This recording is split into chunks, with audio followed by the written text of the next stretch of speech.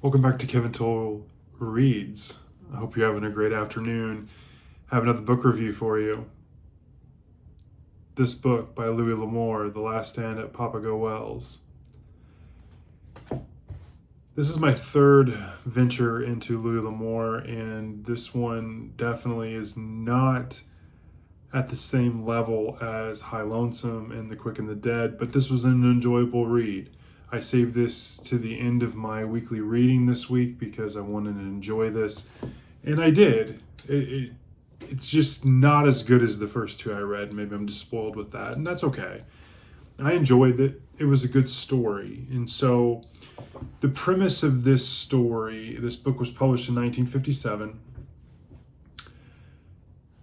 And basically it starts off with these different point of views from these various characters, and they're meeting at this well in Arizona.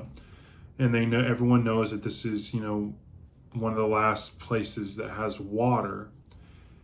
And so, these characters are meeting there, and you're kind of getting at the start their, kind of stories and who they are, kind of meeting them at these different point of views.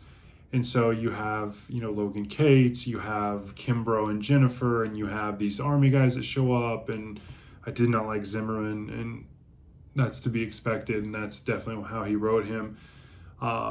Lonnie, this band of characters. And as each new set kind of comes and meets the others, and, there's definitely this huge distrust among other people, but, there's definitely Indians that are, some are fleeing or some are known in the area, both Apache and another set of Indians called the Churapati, I believe it's called. And so they are all kind of just acquiescing to the fact that even though they don't trust each other, there's definitely safety in numbers type thing, especially larger numbers.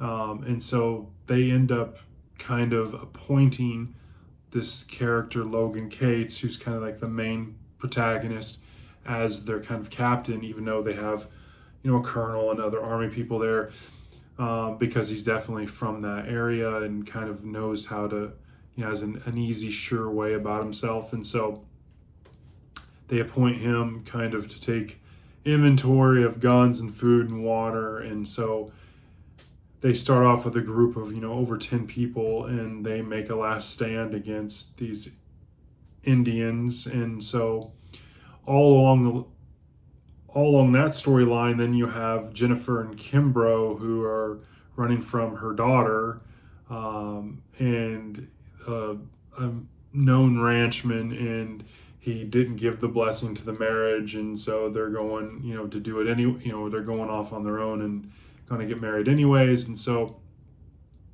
there's different little plot twists that come into play.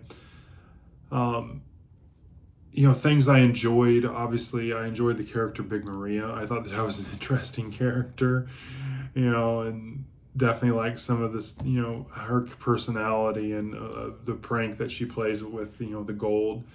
I definitely like Cates. He's a likable guy, I liked Lonnie. I thought he was an interesting side character. I did enjoy the different kind of points of view at the beginning of the story converging.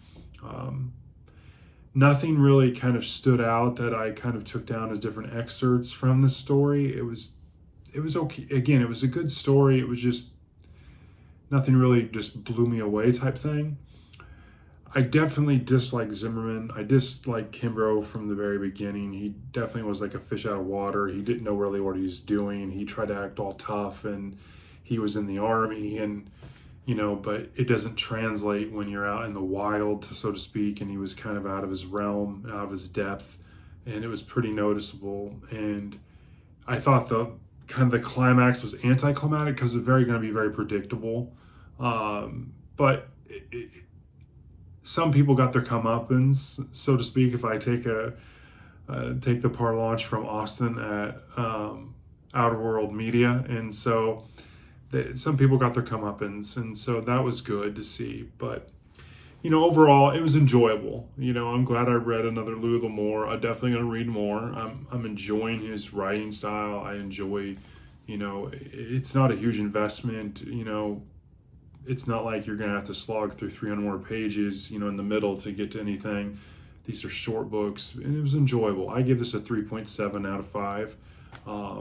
Again, not as good as Quick and the Dead and High Lonesome, but definitely up there in the good range, average good range. And so that there's nothing wrong with that. It's definitely, again, my last book of the week, and I enjoyed reading it. So that's a review. The Last Stand at Papago Wells, Louis L'Amour, 3.7 out of 5. I hope you're having a great day, and I will talk to you soon. Thanks. Bye.